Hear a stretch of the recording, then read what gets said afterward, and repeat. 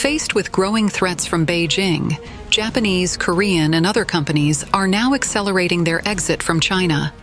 On July 23rd, Japan's Nippon Steel announced that it would end its 20-year joint venture with China's Bao Steel. The contract will expire at the end of August. Nippon Steel has found it difficult to expand its business in China and plans to shift investment to India and the United States. Nippon Steel also stated that it plans to sell all of its shares in the joint venture with China's Bao Steel for $241 million, though the sale will require regulatory approval.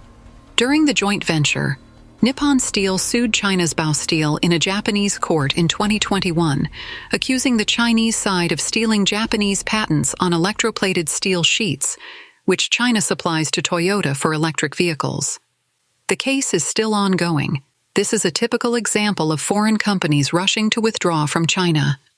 On July 12th, Japanese construction machinery manufacturer Kato Works announced the dissolution and liquidation of its subsidiary that produces and sells hydraulic excavators in Kunshan, Jiangsu. Construction machinery company Kato Nakajima also announced that it would liquidate in August to exit the Chinese market. This trend is spreading from the manufacturing sector to the beauty products sector, with high-end skincare brands such as Shiseido also announcing their withdrawal from the Chinese market. Shiseido's flagship stores in China have recently stopped accepting new orders and have begun to close. Another Japanese company, Bridgestone, has also announced its withdrawal after more than 20 years of operations in China. Bridgestone has ceased producing and selling commercial tires in China and will likely focus on high-performance passenger tires. According to public information, in the past year, most of the globally renowned companies leaving China have been Japanese. These include manufacturing plants of Canon, Sony, Toshiba, and Nikon. Other companies that have exited China include Amazon, LinkedIn, and the R&D center of Astellas Pharmaceuticals. These companies have moved their supply chains to Thailand, the Philippines, or back home. Hyundai Korea and Credit Suisse sell assets at low prices to flee China. Not everyone is facing difficulties, but let's see which car dealer in Chengdu is faring worse than me.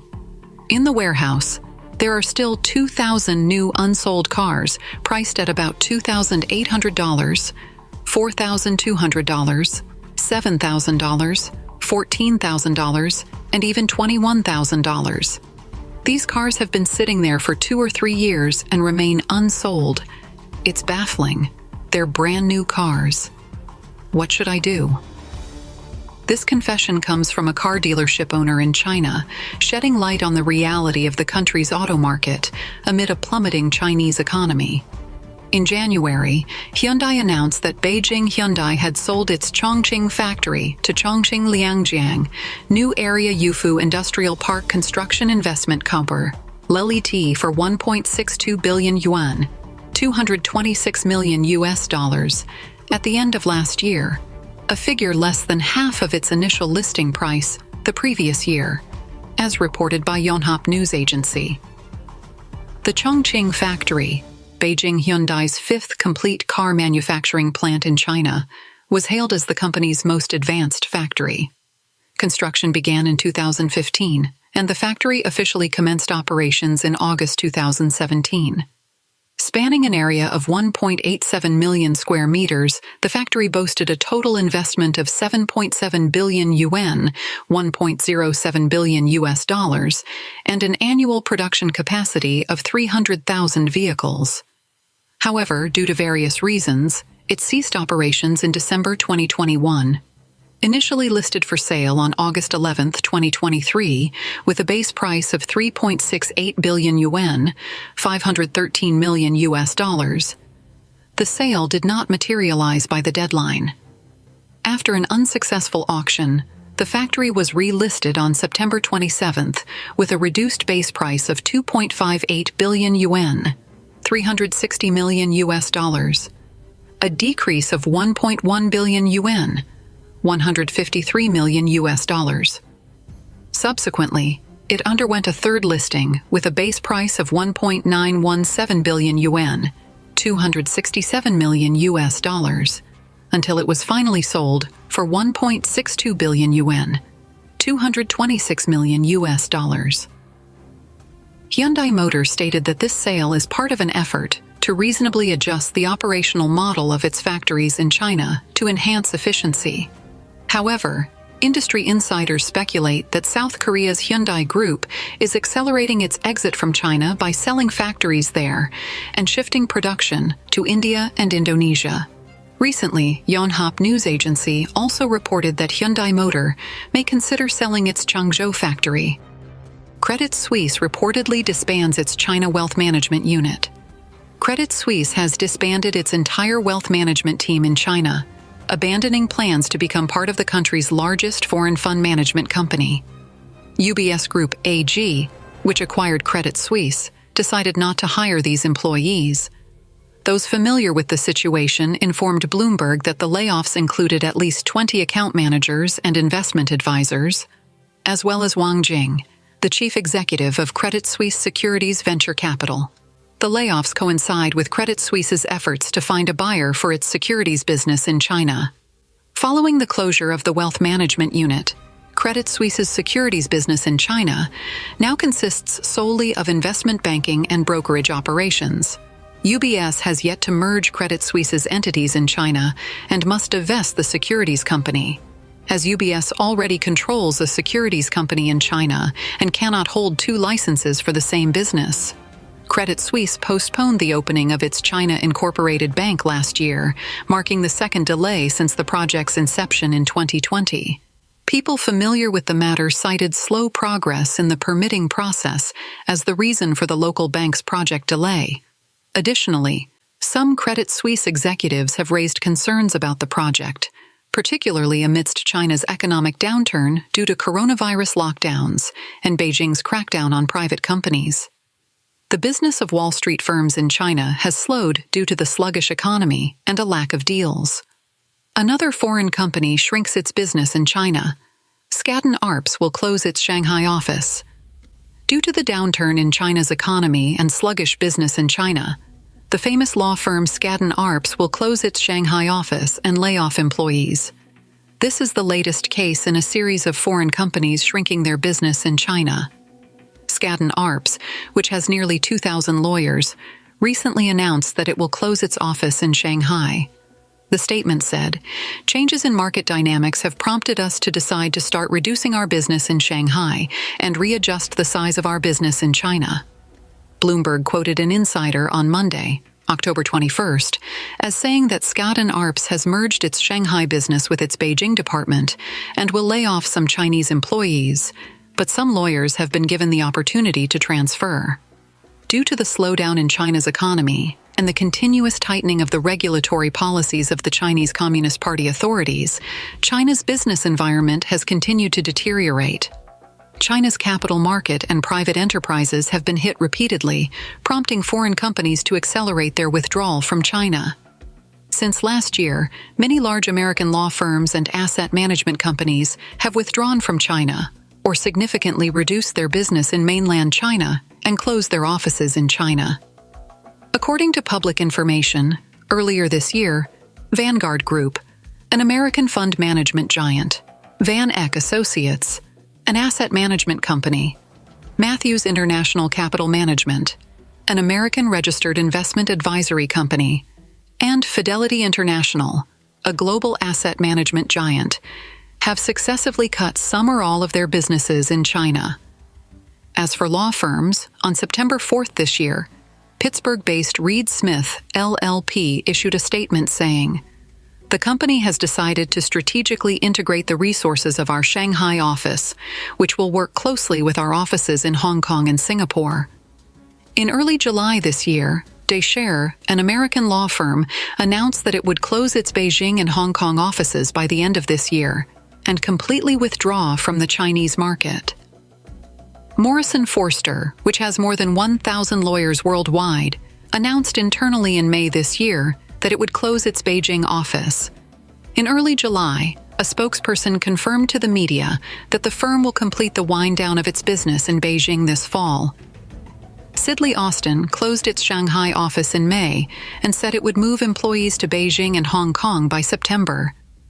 shocking that Beijing, Shanghai, and Shenzhen are in such a severe recession. This is the Fourth Ring Road in Beijing at 7 o'clock in the evening. In my memory, I have never seen such smooth traffic flow on the North Fourth Ring Road during rush hour. Anyway, except for SARS and the epidemic, I have never seen it since I came to Beijing. Such a big depression is rare. If you tell me the real situation in Shanghai now, you might not believe it. Many big companies are cutting salaries and laying off employees. Many small companies are struggling to survive on the verge of losses and bankruptcy, and many can no longer pay wages. In the past, the mall was packed with people on weekends, and now it's deserted, as if it's about to close. I tell you the current real situation in Shenzhen, which may seem unbelievable. Large companies are constantly laying off employees, small companies are closing down, and the houses are unrented. What is surprising is that Shenzhen's finances are also facing problems. There are two major signals. First, many places in Shenzhen have reduced district-level expenditures this year. Second, Shanghai's foreign trade has stalled. In the first 4 months of this year, Shanghai lost its position as the #1 foreign trade city after 9 consecutive years. When two super cities send out strange signals, it means that we don't have much room for redundancy.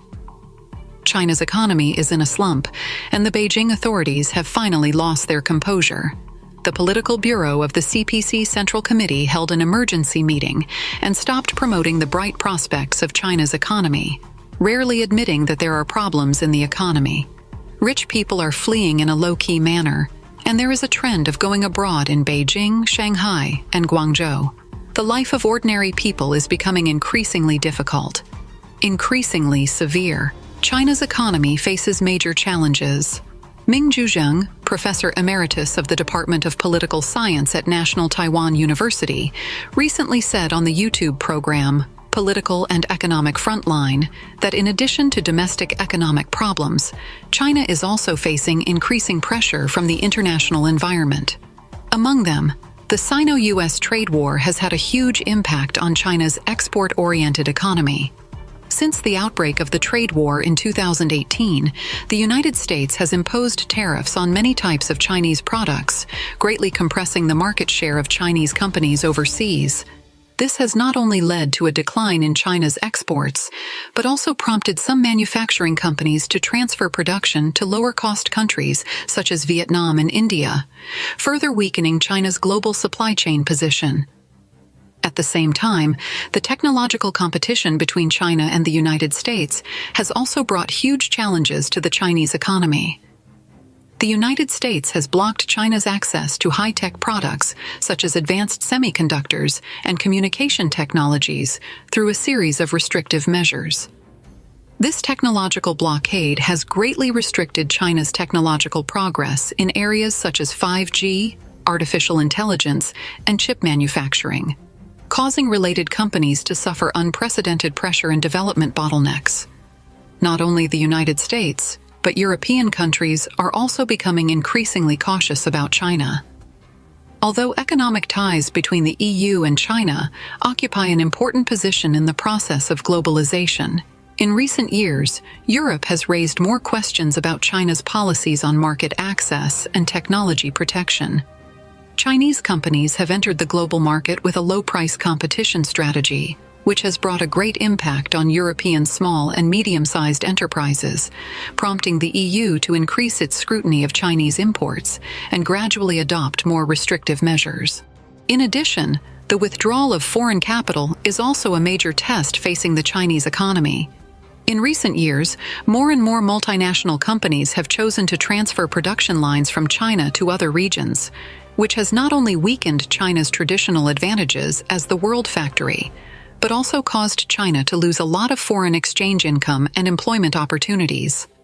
In particular, a series of laws and regulations involving national security issued by China, such as the counterespionage law and the data security law, have further triggered a crisis of confidence in the Chinese market environment for foreign-funded enterprises. Although these measures are aimed at strengthening national security protection, they have also caused more doubts from the outside world about the openness of the Chinese economy. Xi Jinping's dream is shattered. It's hard to save it with huge investment. U.S. media revealed that China is working hard to cope with the U.S. chip ban, trying to achieve semiconductor self-sufficiency, and spending $96.3 billion to support the industry. But key semiconductor equipment issues cannot be solved by just investing money. China faces great difficulties in breaking through the technological ceiling. CNBC reported that since the United States implemented a strict export ban in October 2022, the Dutch government has also banned semiconductor equipment giant ASML from exporting advanced equipment to China. In order to cope with the restrictions, China has spent a lot of money to support the semiconductor industry and tried to break through the chip ban imposed by the United States and its allies. Since semiconductor equipment is key to China's promotion of the localization of the chip industry, CNBC estimates that the scale of China's three major national funds to support the semiconductor industry is as high as $96.3 billion. Last week, China announced that its latest exposure machine can support 65 nanometer resolution, referring to a process node of about 65 nanometers, which is an improvement over the 90 nanometers developed in 2022, but it is still far behind ASML's advanced exposure machine. Leping Huang, managing director of Huatai Securities, said that going from the current 65 nanometers to ASML's latest deep ultraviolet exposure machine requires major technological breakthroughs. In addition, ASML is still selling unregulated products to China. In the second quarter of this year, ASML's sales revenue to Chinese customers almost doubled from 17% in the fourth quarter of 2022 to 49%. John Lee of East West Futures, a consulting firm based in Singapore, bluntly stated that this growth shows that the Chinese industry believes they have no viable local alternatives yet. Paul Triolo, partner and senior vice president for China at the US-based DGA Group, pointed out that it would be a daunting task for any Chinese company to recreate the advanced exposure machine equipment that ASML has spent decades developing and commercializing. He bluntly stated that no matter what equipment Chinese companies produce, it is unlikely to fully replicate ASML's achievements, and the technical level cannot be matched. Camille Boulinois, deputy director of the US-based Rhodium Group, also said that in the field of electric vehicles, China's subsidies have stimulated demand and created a large and protected market for domestic companies to expand rapidly. But in the complex chip industry, breaking through the technological ceiling is much more difficult. Foreign media believe that key semiconductor equipment issues cannot be solved by investing money, and it is difficult for China to break through the technological ceiling.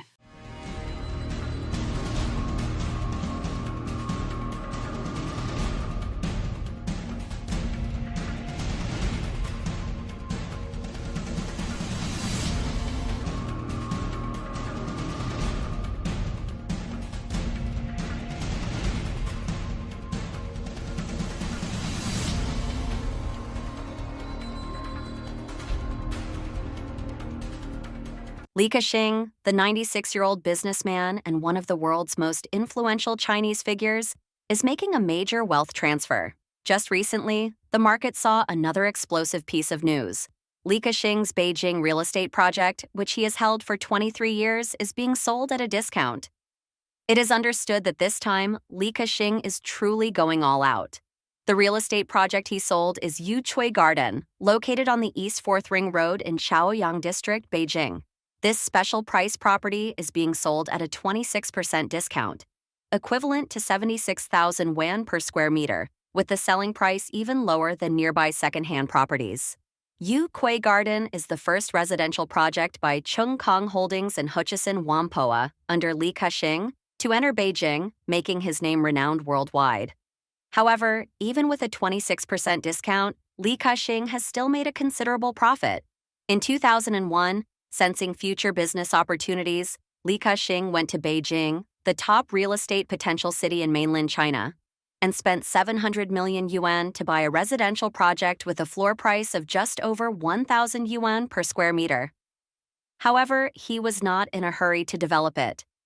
Instead, he held the land for 4 years, observing and waiting. It wasn't until 2005 that Li Ka-shing began the first phase of the project, entering a long marathon observation period, watching the Chinese real estate market surge. More than 20 years have passed, and the second phase of Yu Kui Garden will not be launched until 2024. Li Ka-shing's patience has paid off. Waiting is not in vain, as even with a 7.6% discount, Li Ka-shing has earned a 50-fold return from the rising real estate market. But why would Li Ka-shing, who is not short of money, sell at a discount now? Previously, on October 30th, Li Ka-shing sold China Postal Savings Bank H shares once again. This marks the fourth time he has reduced his holdings in the bank since the middle of this month. These moves are quite unusual and have attracted everyone's attention. According to information disclosed by the Hong Kong Stock Exchange on October 30th, Li Ka-shing and his son Li Zeju reduced their holdings by 20.153 million shares of Postal Savings Bank H shares on the market, involving capital of about 93.3 million Hong Kong dollars. So far, the number of Postal Savings Bank H shares held by Li Ka-shing and his son has dropped to 1.186 billion shares, with their shareholding ratio falling to 5.97%. This is the fourth time Li Ka-shing and his son have reduced their holdings in Postal Savings Bank since October. According to the Hong Kong Stock Exchange, on October 14th, Li Ka-shing and Li Zeju reduced their holdings of Postal Savings Bank H shares by approximately 78.517 million shares at an average price of 4.6711 Hong Kong dollars per share. On October 17th, they reduced their holdings by about 22.801 million shares at an average price of $4.73 per share. On October 24th, they continued reducing their holdings by around 35,734,000 shares at an average price of $4.62 per share.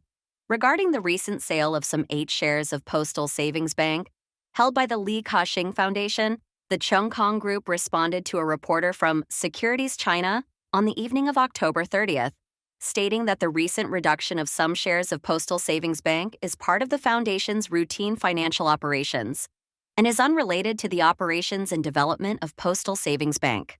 Analysis from Goldman Sachs. 5 Chinese industries are in serious crisis. Goldman Sachs Group of the United States analyzed the supply and demand trends of solar photovoltaic panels, lithium-ion batteries, air conditioners, electric vehicles, EVs, construction machinery, steel, and power semiconductors in China. Among these, except for steel and power semiconductors, the other 5 industries have fallen into global overcapacity, and excess production capacity will lead to many consequences. When supply significantly exceeds demand, technology dumping or downsizing will inevitably occur, potentially leading to instability and crisis. Japanese media reported that the most serious overcapacity is in solar photovoltaic panels. China's supply capacity has reached 1,036 gigawatts, which is 1.9 times the global demand of 533 gigawatts in 2023. It is expected that China's supply capacity will continue to exceed global demand beyond 2024. Solar photovoltaic panels are a typical equipment industry. The larger the production scale, the lower the unit cost. This was once a field where Japanese companies stood out, but because they could not keep up with the investment competition of Chinese companies, Japanese firms were forced to withdraw from the market. China's global market share has now reached 86%. China's lithium-ion batteries and electric vehicles, which lead the world in technological competition, are also in overcapacity. China's electric vehicle production capacity has reached 1.2 times the global demand for electric vehicles. The supply capacity of lithium batteries is 3.3 times domestic demand and 1.5 times global demand. To cope with the confrontation between China and the United States and increase production capacity in strategic areas, China began promoting expanded investment in high-end manufacturing industries such as electric vehicles and artificial intelligence, AI, in 2023. In this situation, companies have actively invested. Local governments also support these investments by selling land use rights at low prices and providing tax incentives and subsidies. According to estimates by the Center for Strategic and International Studies, CSIS, China issued subsidies totaling about $170 billion between 2009 and 2022. Buyer terminates transaction. Evergrande Auto loses last life-saving money. On the evening of October 25th, China Evergrande and Evergrande Auto both issued announcements, stating they had received notices from potential sellers and have decided to stop all discussions with potential buyers regarding possible share transfers. They have decided not to proceed with any potential share transfers. China Evergrande announced that the potential seller is continuing to seek possible buyers and explore feasible opportunities to sell the potential seller's shares in the new energy vehicle group. However, as of the date of this announcement, no agreement, arrangement, or understanding has been reached with any potential buyer, nor has any definite opportunity been found. To outsiders, the withdrawal of the potential buyer is undoubtedly adding insult to injury for Evergrande Auto, which is deeply in debt crisis. Daily economic news suggests this may indicate that Evergrande Auto has lost its last life-saving straw. Notably, this is not the first time a potential investor in Evergrande Auto has exited midway. In August last year, Evergrande Auto announced it had received the first strategic investment of $500 million from Newton Group, a listed company backed by the UAE Sovereign Fund. An additional 600 million renminbi in transitional funds was expected in succession from 5 working days after the announcement. The proposed transaction between the two parties was set to be completed in the fourth quarter of 2023, after which Newton Group's shareholding in Evergrande Auto would account for 27.5% of the total common shares issued after the expansion. To many, this investment from Newton Group was viewed as life-saving money for Evergrande Auto, which has suffered losses for years. However, on the evening of October 8, 2023, Evergrande Auto announced that due to changes at China Evergrande, strategic investor Newton Group had suspended its transitional funding support for the company and was renegotiating the necessary adjustments to the proposed transaction plan. On April 5th of this year, the strategic investment agreement between Evergrande Auto and Newton Group was officially terminated. According to a Yikai report, an announcement issued by Evergrande Auto in May indicated the company might soon secure a new white knight. At that time, Evergrande Auto said that its issued 29% shares would be immediately acquired by a third-party buyer, potential buyer. As per the announcement, the potential buyer and seller would sign a credit agreement.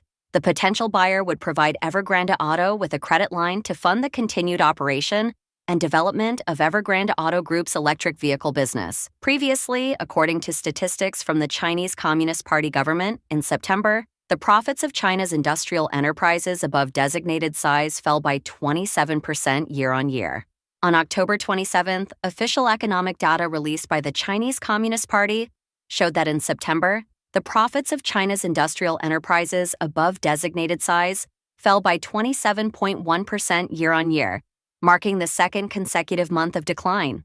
The National Bureau of Statistics of the Communist Party of China reported on its official website on the 27th that the profits of industrial enterprises above designated size fell by 27.1% year-on-year in September, an increase of 9.3 percentage points from August. Additionally, the asset-liability ratio of industrial enterprises above designated size rose by 0.1 percentage point to 57.7% at the end of September.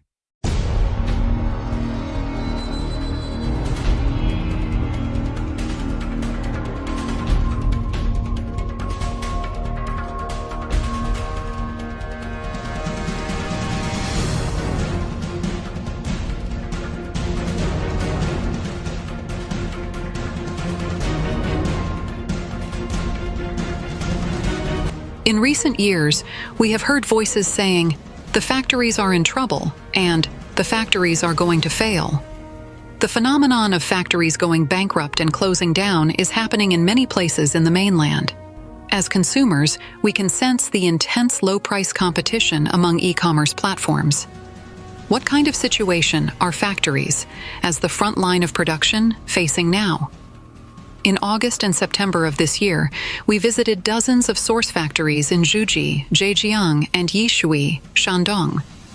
These two places, one in the south and one in the north, are both among China's top 100 counties. Their most prominent local industries are two highly representative light industries, the traditional textile industry and the food processing industry. For example, Manufacturers in Jiangsu and Zhejiang were usually affected by e-commerce earlier, leading them to enter e-commerce first and then open factories. Meanwhile, Shandong entered e-commerce later, and for them, entering e-commerce was more of a reluctant move. The common point is that both Juji and Yishui have been impacted by the low-price era, making them microcosms of Chinese factories' struggles for survival. For factory owners, the factory is their lifeline. At a food factory in Yishui, a boss said, "Running a business means investing your whole life. It's like swimming in the water. When the water rises, you're betting your life. Once you fail, you lose everything, and no one will cover for you." The factory can't afford to turn on the air conditioning. Driving through the streets of Juji, Zhejiang, we saw shuttered shopfronts and empty streets under the sweltering August sun. Under the subtropical high-pressure belt, the outdoor temperature reached nearly 40 degrees Celsius. Yet, when the factory door opened, a wave of stifling air hit us. This sock factory is located in a building, with each floor housing an independent factory. Climbing the external staircase, the steel structure creaked with each step as if about to collapse. Ducking through a small doorway, we entered a 500-square-meter space on the third floor, packed with spinning machines, 14 machines per group, a total of 5 groups, or 70 machines in all, with a warehouse and the boss's office squeezed in. Typically, 5 people would operate the spinning machines, but now only 1 worker remains. Most of the machines have stopped. The lone worker, shirtless and sweating, wore headphones around his neck, though nothing was playing in them, likely to block out the machine's rumbling noise. This sock factory doesn't use air conditioning because it can't afford to. The cooler temperature affects sock shaping, but financially, it's also unviable. Huang Xiong, the factory owner, explained, "I can earn at most 30 yuan, and at least 15 yuan per machine daily. With 30 machines running, that's less than 500 yuan. The electricity bill for air conditioning in this large space would exceed 300 yuan daily, so I don't dare turn it on." Huang Xiong told us that demand for autumn socks usually rises after mid-August, but this year, the factory has been in a semi-shutdown for nearly a month and a half. Juji is a county-level city under Shaoxing's jurisdiction, with a well-developed sock industry. If you go to the wrong building, you'll still find sock manufacturers, locals say. Juji produces 25 billion pairs of socks annually, accounting for 70% of the national market, with 1/3 of the world's socks coming from here. But this year, nearly every factory is clearing out inventory, and no owner dares to stock up. Some have hundreds of thousands, or even millions of pairs of socks in storage. In past years, they could sell 1,000 to 2,000 orders daily. But in recent years, even 1,000 would be a good day. New styles are increasingly difficult to sell. Before, 5 or 6 out of 10 styles would sell. Now, it's just 1 or 2, with the rest unsold. Profits are thinning. According to Sock War, the growth history of the Tang Dynasty, Sock Industry, published in 2008, the gross profit on a pair of socks was about 1.2 yuan. Today, earning 5 cents is considered a big profit. High-end socks, which once offered around 10% profit, now yield only 2 to 3%, or even less than 1%. Huang Xiong is not an isolated case. We heard similar stories across the industrial belts we visited in Zhejiang and Shandong. "This year is like falling off a cliff," said the owner of a food factory in Yishui, Shandong. Previously, factories operated 27 to 28 days a month, sometimes with night shifts, but now they often run only 7 to 8 days. "There seems to be only one solution. You can only cut costs from every angle," one boss explained. "Costs of labor, utilities, raw materials, and operations must all be reduced. Business is going backwards. Chinese factories are struggling to compete." Local merchants and factory owners in Juji have noticed that e-commerce platforms have turned into a low-price battle royale. Factories now operate on a simple principle: minimize costs and profits to offer socks at rock-bottom prices. How low are the profits? 1 cent is earned per step. says Wang Kai, who runs a typical low-end volume factory. She earns 1 cent for turning the socks, another for sewing the toes, making 5 cents per pair. Yet, if volume is large, say 30 million pairs annually, it adds up to a reasonable income of 1.5 million yen. In the early 2010s, pure cotton socks became popular for their breathability and comfort. However, with cotton costs pushing the price of each pair above 1 yuan, polyester, a cheaper but less comfortable alternative, has resurged. Polyester socks are now in high demand locally, with shipments several times higher than those of cotton socks. Save the factory, Chinese factories are struggling to compete. Zhou Xin, a children's socks factory owner, despises polyester socks, which he calls garbage socks. He blames polyester for shrinking demand for his cotton socks, seeing it as a case of bad money driving out good money and disrupting the market. To demonstrate, he once recorded a video of polyester socks burning for customers to see, contrasting their stench of burning plastic with the smell of paper from cotton. Meanwhile, imitation and copycat tactics are rampant. Manufacturers rush to produce the most popular online designs, but quality varies significantly even among identical-looking items. Socks have no copyright, locals say, except for Disney or other strictly regulated IPs. Different qualities for the same product. Zhao Zhendong, a supply factory owner, explained, "For each product, we offer at least 2 to 4 quality grades. This allows him to cater to different price points." He noted that polyester socks are his staple for large orders, while he only produces cotton socks upon request. In contrast, Zhou Xin refuses to make polyester socks, not only for moral reasons, but because he believes internal circulation has no end. "You're never the lowest. There will always be someone cheaper," he says. Socks weight, thread count, needle density, and labor costs are continually reduced in this cost-cutting race. Industrial upgrading has stalled. Business owners like Zhou Xin had initially hoped industrial upgrading would help them improve product quality and competitiveness. After 2010, Datang socks began differentiating into fashion, business, and sports styles, with computer machines enabling intricate patterns at the press of a button. In 2014, the government phased out small, 3-in-1 factories and coal-fired boilers to promote safer and more efficient operations. But now, factories face extinction due to a lack of funds and energy for upgrades, with little left for transformation. The world's factory is deserted and in ruins. The prosperous scene is a thing of the past. Why is it so desolate now, with not even one person around? Logically speaking, Dongguan, known as the world's factory, should be bustling with people. Why is it so empty? Dongguan, China, known as the world's factory, is facing an increasingly depressed economy. Many factories and shops have closed. Walking down the streets of Dongguan, you see vacant shops everywhere, each with a "for rent" notice. Mr. Wang, a supermarket owner, told reporters that business has been bad and he is losing money every day. His store's operating income is 70% lower than it was at its peak in 2007 and 2008. Life is very difficult now. Many factories in Dongguan are struggling to get orders.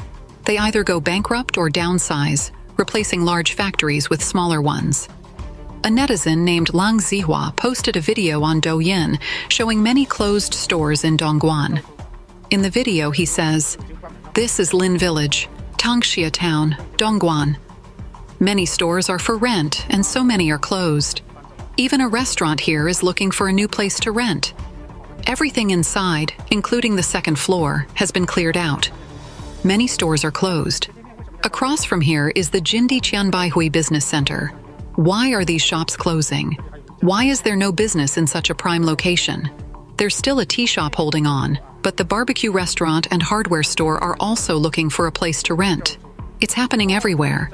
Even the foot massage pavilion is looking for a place to rent. Rows of stores are closed. Business is just too tough.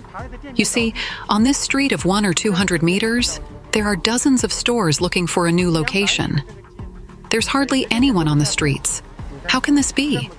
Even this milk tea shop has closed and is looking for a new location. Business is so difficult. There's an industrial zone nearby, so there should be many factory workers to support these businesses. But I don't understand why this is happening. In the video, he also mentions a factory in Huizhou that produces gift boxes. Many people came from Dongguan, Guangzhou, and Shenzhen to apply for jobs. The factory started interviews at 1:30 p.m. Apparently, the factory received a large batch of orders and was short-staffed, so they needed to hire many workers. They offered a high wage of 17 yuan per hour, with an 11-hour workday earning 187 yuan daily. Unexpectedly, 400 or 500 people arrived at once, blocking the road outside the factory gate so cars couldn't pass. This factory isn't very large and doesn't need that many people. The boss was stunned. The supervisor said they would train the workers first, and if they still wanted the job after training, they could stay. If not, they could leave. He explained that the production demands are high, and if tasks aren't completed, workers would have to stay and work overtime without additional pay. Moreover, if they didn't meet their production targets within the first 3 days, they wouldn't be paid at all if they decided to leave. Not only is it difficult for workers without academic qualifications to find jobs, but even college graduates are struggling to secure employment. A netizen posted a video saying she met a college graduate who had come to Dongguan to look for a job. In the video, she says, "It's so hard to find a job. I've been searching for several months. I came here from Shaoguan by myself, and I don't have a place to stay. I tried to find housing, but rent is too expensive, so I've had to stay with friends occasionally. I haven't found a job and the expenses are piling up. I don't have a choice but to keep trying my luck. If I don't find a job, how can I afford to live?" Because so many factories have closed and workers have left, even Dongguan's catering industry has been severely impacted, with many restaurants shutting down. A Douyin user, Li Xingji #1, posted a video saying that business has been bad this year. He saw a restaurant in Hojie Town, Dongguan, which closed down after only 2 months of operation. He mentions a Hakka restaurant that had been running for over 10 years with good business, about 300 meters away from a newly opened Liaoxiang restaurant, also a Hakka restaurant. The owner of the new restaurant likely opened it because they saw the success of the older one, but unfortunately, they ended up losing a lot of money. Now, no one visits restaurants to eat. In the first half of this year, more than 1 million restaurants in mainland China shut down, resulting in a surge in business for catering corpse collectors who recycle restaurant equipment. Dongguan, once a globally renowned manufacturing hub, had many giant companies, some employing tens of thousands of workers, while others had over 100,000. One such large enterprise was Yueyuan Shoe Factory. Yueyuan Shoe Factory is a subsidiary of Taiwan's Puchen Group, specializing in producing high-end brand sports shoes, including Adidas, Nike, and New Balance. The factory had 2 parks in Dongguan, one in Gaobu Town and the other in Huangjiang Town, with each employing more than 100,000 workers. The total number of employees across both parks exceeded 300,000. At the time, due to the large number of employees, the Yueyuan Shoe Factory had to organize lunch shifts in the canteen every day. After work, it would take more than 10 minutes just for all the employees to exit the factory. To maintain employee morale, Yueyuan Shoe Factory not only provided food and accommodation, but also operated kindergartens and schools for workers' children. Additionally, it had its own hospital, cinema, and fire brigade. In its heyday, Yueyuan occupied half of Gaobu Town, and its total export value accounted for 50% of the town's economy. In 2007, the factory's annual output value reached billions of US dollars. However, in recent years, due to the sharp rise in labor costs, energy prices, and taxes in China, Yueyuan gradually withdrew from Dongguan and began moving its operations to Vietnam in 2012.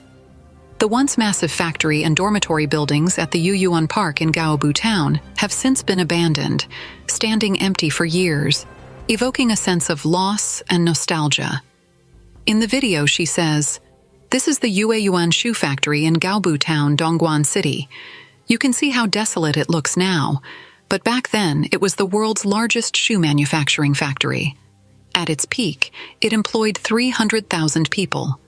You can imagine how prosperous it was. I've heard that during shift changes, countless workers entered and exited the factory, creating a spectacular scene.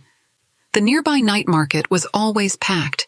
Every day, there was an endless line of people queuing up for interviews at the factory gate.